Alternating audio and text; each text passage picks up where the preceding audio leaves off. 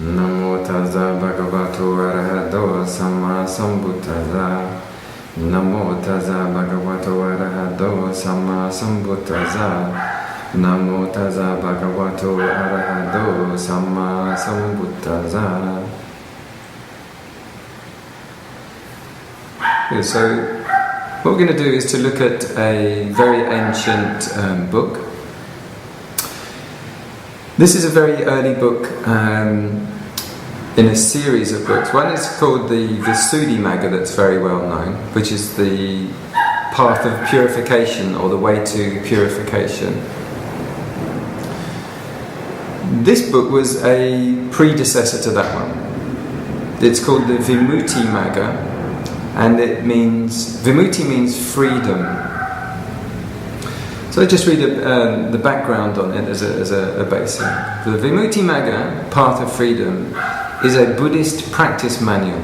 So this is very important. It's actually like a how to do it manual, rather than just a history or stories of the Buddha or rules or so on and so on. It's actually how to practice manual. It's traditionally attributed to the Arahant Upatissa. Arahant is a fully enlightened one.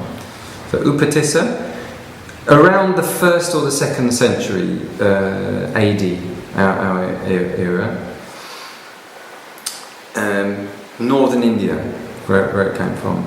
It was translated into Chinese in the 6th century as the Jetuo Daolun by Sangapala.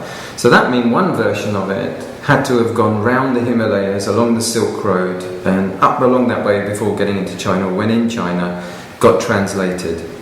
Probably another version went down to Sri Lanka, southern India, and over to Sri Lanka, and got destroyed. There was a lot of destruction by various missionaries who've gone in there, or rival religions.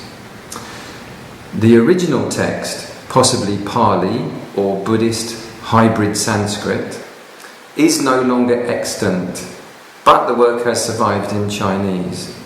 The book was probably written in India and then later brought to Sri Lanka. The Vimutti Magga recommends various meditation practices such as anapanasati, ana-pana, breathing in, breathing out, sati, mindfulness, close observation and awareness of.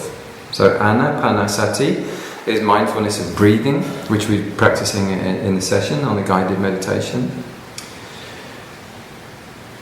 The Vimutti Magga recommends various meditation practices such as anapanasati, kasina meditation, also which we've been practicing on the guided meditation, visualization of disc and sphere and holding that in the mind and benefiting from the concentration on it.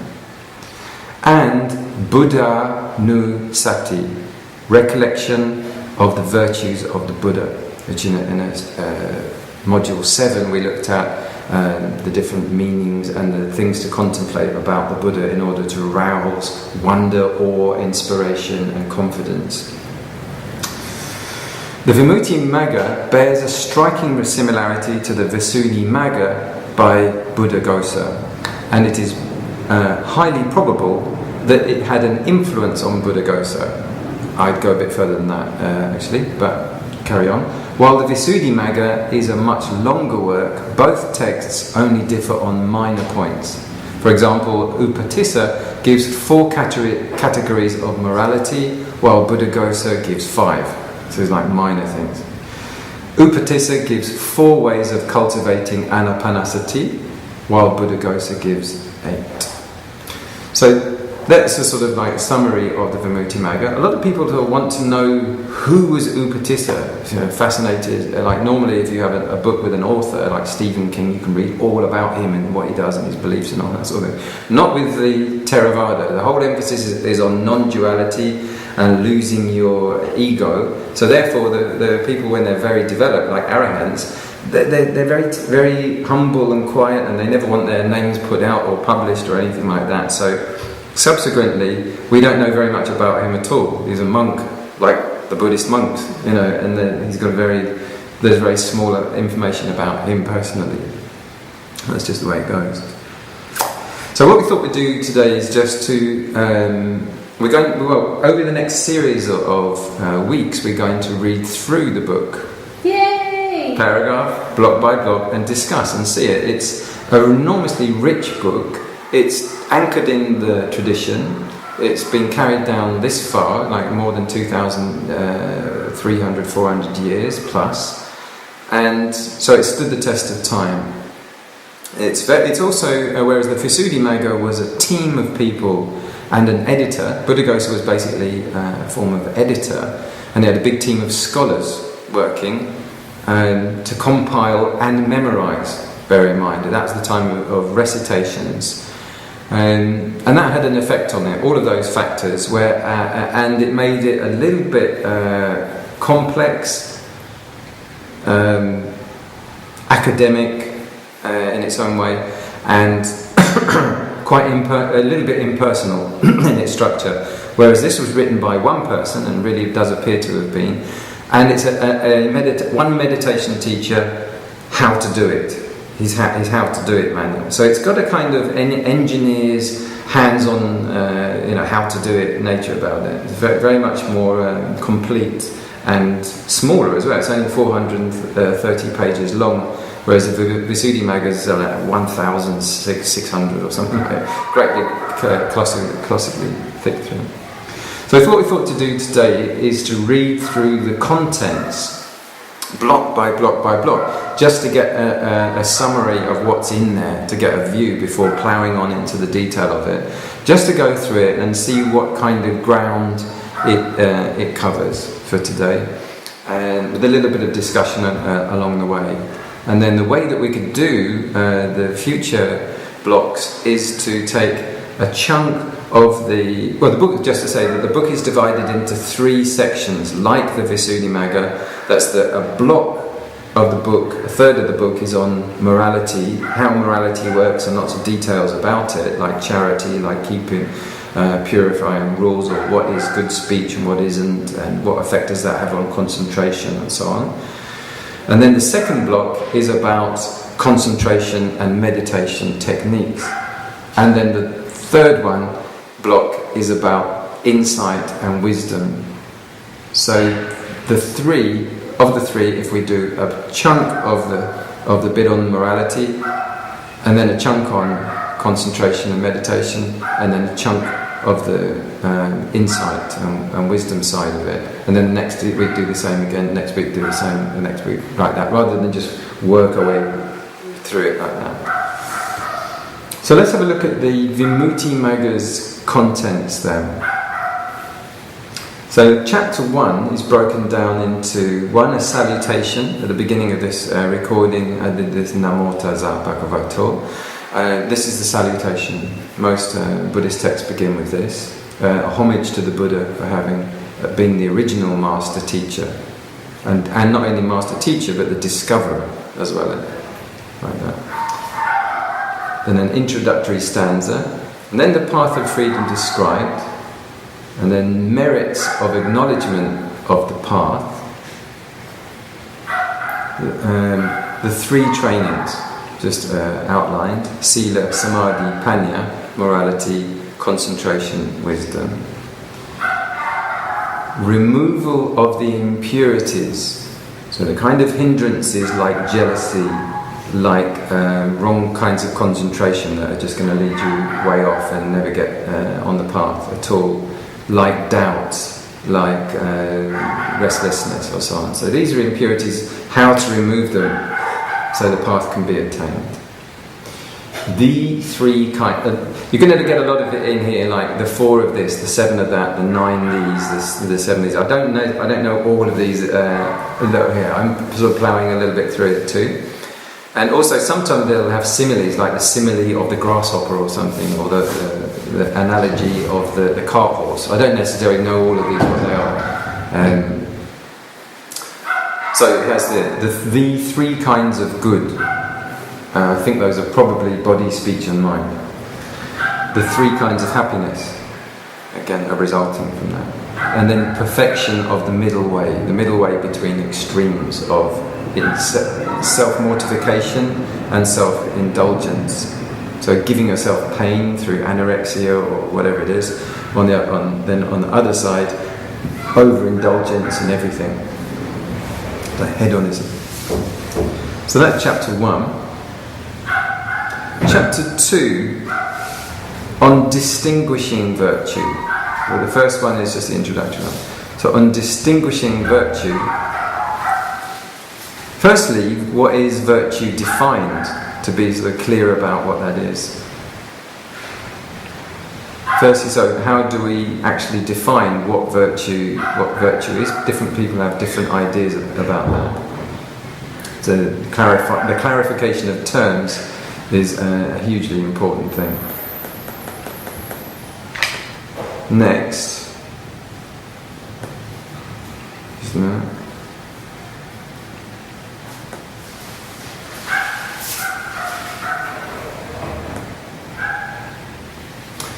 Salient characteristic of virtue. So what is the characteristic of virtue?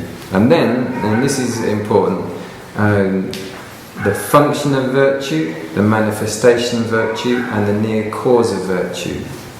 So these 5 things that have just been done: definition, the characteristics of the thing in topic, the function, its manifestation, and its near cause.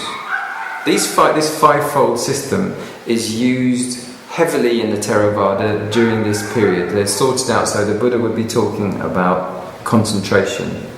And then he would, so concentration needs to be defined, what it is we're talking about. Because it's something transparent, invisible, so and then its characteristics, and then its function, its manifestation, and its near cause. So what's that all about? Like, for example, equanimity. When equanimity is caused, equanimity is a normally useful thing to be able to have. Now, if you know the near cause, the proximate cause of equanimity, and in this case it is the thoughts, all beings are heir to their own karma.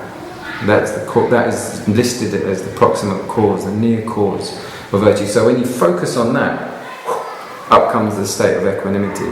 But if you see a couple arguing in the street, the first thing might go, oh, get involved, jumping out. And the next thing you know, they're both beating you up, like this. But if you saw them fighting and you just put that in your mind, all beings are heir to their own karma, you could stay calm with equanimity and observe it and say, well, this is what they brought upon themselves, this is what they're procreating upon themselves, they're clinging to each other and doing that. My problem? No. I'm heir to my own karma, they're heir to their own karma. And the near cause of doing that was putting this thought in, is all beings are heir to their karma. That's the proximate cause. Can you say it again? All beings are heirs to their own karma. The actions they do, the results they get. The actions they've done before are yielding now fruits. Same with me. They are, I am. The manifestation, what does it actually appear as? How do we know it? When it actually arises up. What does equanimity, how does it manifest as? What's its function? So what does it actually do? What does it support? What does it make happen? What's its function? How does it work in amongst all the other things? The characteristics of it, a bit like manifestation, but the characteristics, they're all unique and different. Like, what's the characteristic of anger? What's the characteristic of lust? What's the characteristic of doubt? And so on. And then just the definition of it, the overall definition. So this Pachipatana, Padatana, Lakkhana, Rasa, and Padatana. This system, fivefold system, used a lot during this period of time when they're writing. I'm not going to take deeper. So virtue, we're on distinguishing virtue. The benefits of virtue, the meaning of virtue and the mode of life, how it works with the mode of life. 3 kinds of virtue. This is usually referring to regular grade virtue, medium grade, and then paramatta, which means like ultimate level virtue. So there's like doing virtue like helping an old lady across the street, but kind of virtue. But there's also virtue when you're sitting silently observing it and your mind is moving by tiny increments towards nirvana. There's a different kind of virtue than something which is done active, like running to raise money for cancer relief or something. So there's different degrees of it, of virtue. Meaning of virtue. Virtue in the mode of life. 3 kinds of virtue. More than that. What produces virtue? Stages of virtue. The impediments of virtue and the causes of virtue. So what's going to stop it and what's going to help it happen. Groups of virtue. There are various groups of virtue. For example, someone who's keeping 5 precepts, someone who's keeping 10 precepts, someone's keeping 100 precepts, someone's keeping 300 precepts. There are different kinds of groups of people belonging there. No virtues, unvirtuous. What purifies virtue? This is very important to know, then we can get it going and then benefit from a calm state of mind. Causes through which one dwells in virtue. So that's the chapter on virtues. I have a question. Is there any physical component to the Vishuddhi or Vimutti Magga, like actual exercises recommended, or are they just all techniques, internal, No, there's lots, especially like the one we're doing, this next one. Especially during this level, these 2 chapters. So when it's going to be talking about virtue, these usually all involve action of body and action of speech. That's virtue. Okay. So virtue is body, speech, not mind. It's right livelihood, right speech, and right action. So it's all about limbs, body, mouth, and eyes, and actions. Whereas the next level, concentration, is all about kasinas lining up and where you put your concentration and so on. And panya, wisdom, is all about mind. So these two are mind-based ones. The morality one is that action-based, physical action. Yeah. So there's virtue. Even if your mind's going all over the place in anything, there's still virtue. You still be keeping pure conduct. It still counts as virtue. Yeah. Whereas selling machine guns, selling poisons, and these kind of things, that's broken virtue, unvirtuous behaviour. Main precepts: killing, non-virtuous; stealing, non-virtuous; obscene sexuality, like rape and so on; and then lying, harsh speech, slander, and then alcohol and drugs. They're the main 5. So that doesn't really refer too much to the intentions and what's going on in the mind and everything. It's just literally what you physically doing with the body. Yeah. So chapter 3 is on austerities. So there are 13 austerities. These ones refer to monks, almost always, monks and nuns. These are called dutanga. Du means bad or unpleasant, and su means pleasant. So the 13 austerities, they're things which make life as a monk deliberately much harder to do.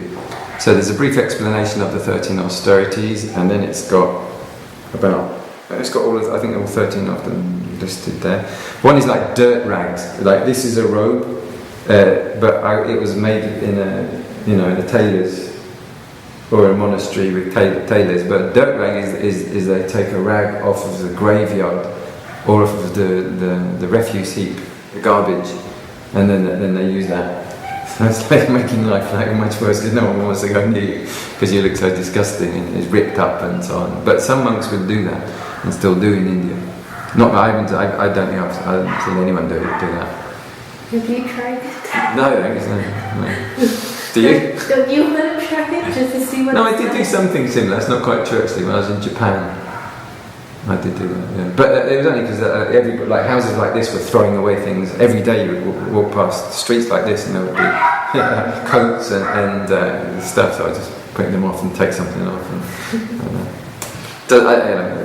I'm not great on all this stuff. 3 robes is literally. I would only have what I'm wearing. And there wouldn't be any extra robes in the laundry or anything like that. You'd only keep those 3. So I've seen a monk and he'd wash his robe and it would be soaking wet, and he'd put it on and he'd go out to walk and it'd be soaking wet and it'd just dry on him because he's only got this one set. Whereas normally most monks have got an extra set basically, or an extra set and a half, kind of in the laundry or washing up or drying or something. It's kind of like, you know, be minimal, absolute minimal. You know, no mini fans, no Timex, no laptop, no MP3 player, no nothing. Nightmare. Begged food only, because sometimes people get invited, you know, to houses and restaurants, but they go, like, no, I'm only going to go with what I receive in the bowl, and that's it. Whatever goes in there, that's what goes. Regular alms round. That's to do with not repeating the way that you walk on the alms round, I think. That you sort of like, one morning you walk to the east and you go out there, and but you know, if you went back the next day, they'd be, hey, he's coming back again, like, get ready, you know, that's tended what happened. But if you always go in a different direction, no one's expecting you, so it has to be spontaneous, and so you're throwing yourself a little bit more, surrendering a little bit more to nature and to the unknown. Less of a comfort zone type thing, you know.